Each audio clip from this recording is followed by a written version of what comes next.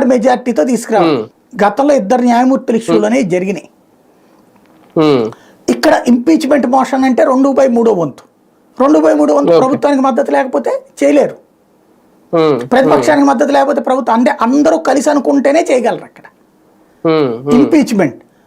Even collegium నియమించిన కొలీజియానికి అధికారం లేదు అక్కడ. అంటే రాజ్యాంగంలో నియామకానికి ఒక విధానం పెట్టారు, ఆ నియామక విధానానికి వీళ్ళు ఒక ఆల్టర్నేటివ్ ప్రిపేర్ చేసేసుకున్నారు వీళ్ళే తీర్పిచ్చుకుని.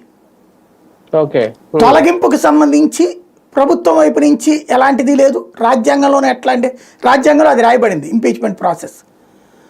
దాంట్లో ఉన్నటువంటి హక్కులు వీళ్ళు తీసుకోలేకపోయారు రాజ్యాంగ మౌలిక స్వరూపానికి విరుద్ధం కాబట్టి. వాస్తవంగా న్యాయమూర్తుల నియామకం కూడా రాజ్యాంగ మౌలిక స్వరూపానికి విరుద్ధమే, కానీ వీళ్ళ ధర్మాసనంగా ఏర్పడి వీళ్ళకి వీళ్ళు తీసుకున్నారు. ఇప్పుడు ఇది కూడా భవిష్యత్తులో తీసుకుంటారేమో అట్లాంటిదే. ప్రస్తుతానికైతే ఆ అధికారం లేదు కాబట్టి బదిలీ చేశారు. కానీ దీని వలన చర్చ ఎంత జరిగిపోతుంది దేశవ్యాప్తంగా.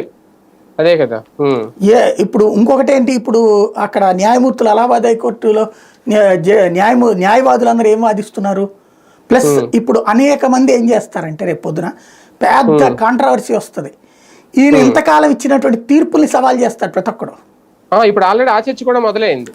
తీర్పులు వాళ్ళు డబ్బులు తీసుకుని చేశారని మేము అనుకుంటున్నాం, దీని మీద విచారించండి అన్నప్పుడు ఇప్పుడు